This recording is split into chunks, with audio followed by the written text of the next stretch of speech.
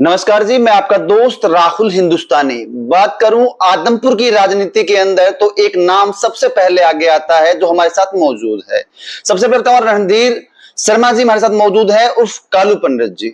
आदमपुर हल्के के अंदर बात करूं, इनकी अच्छी खासी छवि है, भूपेंद्र सिंह हुड्डा के काफी करीबी है और जयप्रकाश का चाहे उपचुनाव हो चाहे एमपी का इलेक्शन हो सबसे आगे दिखाई देते हैं। काफी मेहनत की थी तो अब की बार इसमें दो राय नहीं है, कांग्रेस पार्टी शर्मा के ऊपर दांव खेल सकती है। और सबसे बड़ी बात, फिलहाल हरियाणा के अंदर ब्राह्मण समाज के अंदर कांग्रेस पार्टी अच्छा विश्वास दिखा रही है। तो शर्मा जी, सबसे पहले आपसे सवाल रहेगा कि शर्मा समाज की बात करूं, ब्राह्मण समाज के ऊपर कांग्रेस पार्टी अपना अच्छा योगदान दे रही है, अच्छा सहयोग कर रही है, तो क्या लगता है अब की बार पदवी दिया गया है आपके समाज को, तो आदमपुर के टिकट की बात करूं, क्या दांव लग सकता है? देखिए, वो सबको पहले तो राम राम। टिकट देना करना तो ये है हुड्डा साहब का काम, हाईकमान का काम है। रही बात ब्राह्मण समाज की, ब्राह्मण समाज हमेशा ही कांग्रेसी रहा है। पिछले 10 साल में इन्होंने, बीजेपी वालों ने ब्राह्मण समाज को भ्रमित किया है। वो भ्रमित करके इन्होंने ब्राह्मणों का नाश किया है। एक ही ब्राह्मण, आप ये बता दो, हरियाणा में भी बीजेपी ने एक ब्राह्मण को वहां आगे किया है। ये मतलब यूज एंड थ्रो की नीति अपनाते हैं। पहले ब्राह्मणों को यूज करते हैं और बाद में ये फेंक देते हैं। ये नए नए हथकंडे अपनाते हैं, कभी किसी को कभी किसको। अब सबसे पहले तो मेरा जो बीजेपी का प्रदेश अध्यक्ष बने मोहनलाल जी बड़ौली, उनको मैं हार्दिक बधाई देता हूं। और बीजेपी ने इनको बलि का बकरा बनाया है और बीजेपी का ये आखिरी दाव है। बीजेपी का आखिरी दाव है ब्राह्मणों को भ्रमित करने का। ब्राह्मण समाज इनके बकाव में नहीं आएंगे किसी कीमत पे भी, क्योंकि इन्होंने देख लिया बीजेपी हमेशा ब्राह्मण विरोधी रही है। एक ब्राह्मण बता दो हरियाणा में या पूरे हिंदुस्तान में, एक ब्राह्मण को ये आगे लाए है। लालकृष्ण आडवाणी पे लगा लो आप, मुरली मनोहर जोशी पे लगा लो आप, कीर्ति आजाद पे लगा लो, भैया जी जोशी पे लगा लो आप। कितने ब्राह्मणों के नाम गिनाओ जिन्होंने बीजेपी ने नाश नहीं किया? तो एक ब्राह्मण। ये सारी चाल ब्राह्मणों को, वोटरों को रुझाने के लिए बड़ौली जी को अध्यक्ष बनाया है। बाकी इनके 10 साल की जो राजनीति की है, ये सारा ठीकरा बड़ौली जी पे मतलब घेरना चाहते हैं, हार का ठीकरा। बिल्कुल। एक सवाल और रहेगा शर्मा जी, जिस तरीके से आप बता रहे हैं कि बीजेपी पार्टी ने तो शर्मा जी को पद दे दिया, मगर कांग्रेस पार्टी की बात करूं वो भी पीछे नहीं है। हर बार पद देती है, मेहनत करते हैं और अपनी सीटें जीतते हैं। राजनीति के अंदर जातिवाद घोलना मानते हैं, बीजेपी ने शुरुआत किया, पद दे दिया, आपने कहा कि उनके सर पे हार का ठीकरा फोड़ देंगे। तो अब की बार कांग्रेस पार्टी ऐसा कौन सा दाव खेलेगी जिससे हरियाणा के अंदर जीत प्राप्त करेगी? देखो, कांग्रेस को दाव खेलने की जरूरत नहीं है। कांग्रेस के साथ पब्लिक है, 36 बिरादरी कांग्रेस के साथ है। उनको दाव खेलना तो जो हार का डर होता है ना, वो खेलता है दाव। यहाँ तो खुली किताब है कांग्रेस में, तो न तो ये मतलब इस तरह का कोई डर है। बीजेपी के डर हो गया। पहले ये कहते थे 10 की 10 जीतेंगे, ये 5 पे आ गए, 10 में से 5 पे आ गया, 50 पे आ गया, 5 पे। अब ये 3 महीने बाद विधानसभा का चुनाव है। ये खट्टर साहब की प्लानिंग है। 3 महीने पहले इन्होंने प्लानिंग की थी सीएम की कुर्सी बदलेंगे। और अब दूसरा प्लानिंग ये कि अभी ये 10 साल में, अभी अगले 3 महीनों में बीजेपी हारेगी, तो अभी किसके सिर ये हार का ठीकरा फोड़ना है। तो इन्होंने पहले ही, इनको सबसे कमजोर ये मोहनलाल जी बड़ौली दिखे, वे हार का ठीकरा इन पे फोड़ देंगे।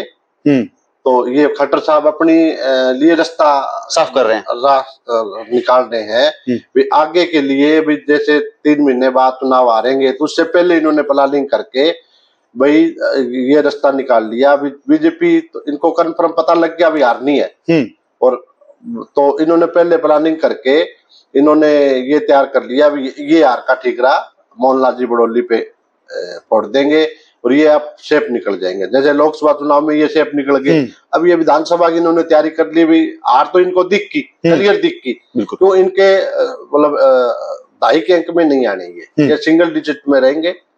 न इनका कोई सिस्टम। ये रही बात, ये बीजेपी तो आप इनका नाम तो कुछ नई बीजेपी रखना पड़ेगा। बीजेपी के लीडर थे यहाँ हरियाणा में, अनिल विज जी हो गए, कैप्टन अभिमन्यु हो गया, आपका ये रामविलास शर्मा हो गए, कहाँ है आज? बिल्कुल सर, रामविलास शर्मा को बीजेपी ने एक ऐसे स्टेज पे लाके छोड़ दिया कि उनका जो ग्राउंड है वो जीरो कर दिया। ये इनकी आपसरी की लड़ाई है। ये जो लोग कहते थे ना बीजेपी कांग्रेस में गुट है, फलाना है, ऐसे है, कांग्रेस तो एक होके चुनाव लड़े और आगे भी एक होके लड़े, एक है।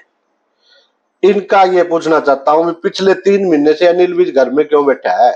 रामविलास शर्मा पिछले 5 साल से बर्फ में लगा रखे है इन्होंने। तो इनकी ये लड़ाई है क्या है? इन्होंने एक आदमी के हाथ में सत्ता दे दी, हरियाणा की मनोहर लाल जी खट्टर के हाथ में। उनको राजनीति का पता नहीं है। वो जो पुराने बीजेपी के जितने कार्यकर्ता और नेता थे सबको इन्होंने खत्म कर दिया। आगे अब 2-3 महीने बाद चुनाव होना है, उसका पहले इन्होंने प्लानिंग बना दी भाई ये हार का ठीकरा नायब जी सैनी पे और इन पे मनोहर लाल बड़ोली पे घेर देंगे, ये अपना सेंटर में चले गए।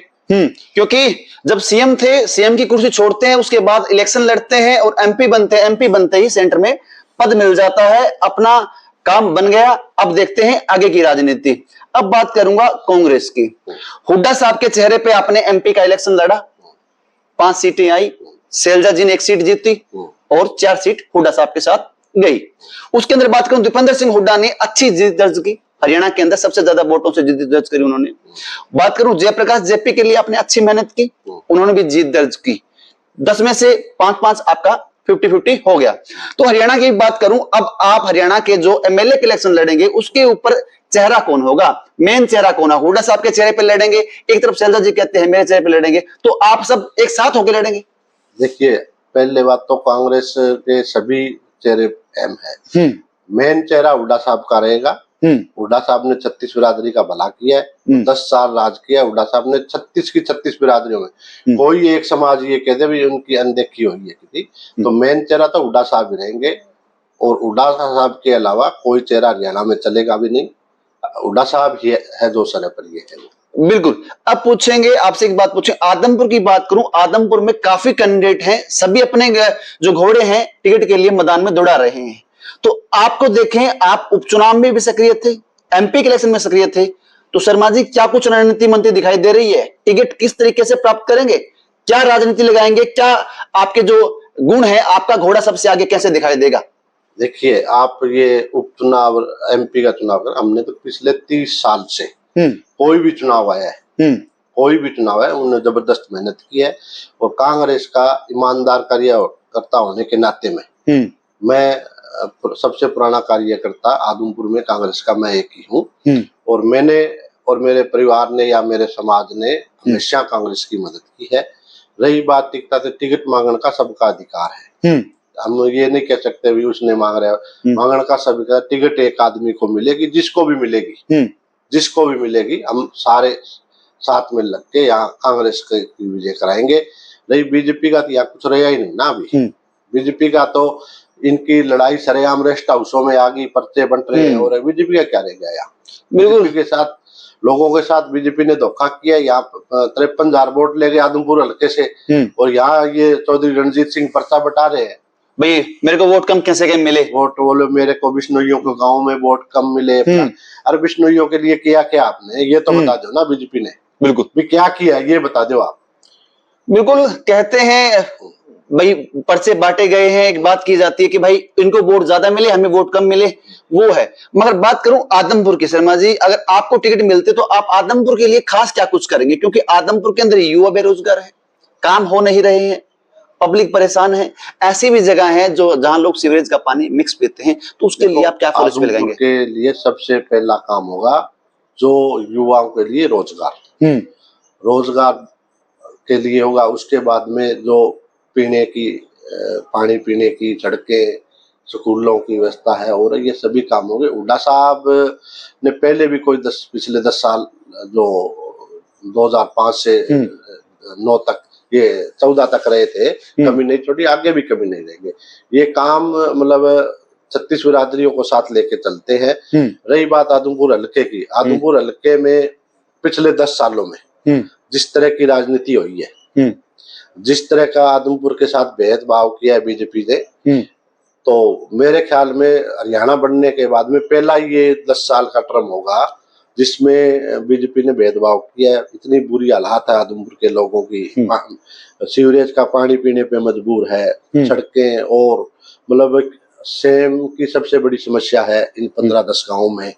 सबसे बड़ा ये जो युवा खराब हो रहे हैं। हर एक गांव में 200 300 युवा खराब हो गए। सबसे पहला मतलब कांग्रेस की सरकार आने के बाद में पहला ये काम होगा कि जिन जिन गांवों में युवा खराब हो रहे हैं उनको मुख्य धारा में लाने का।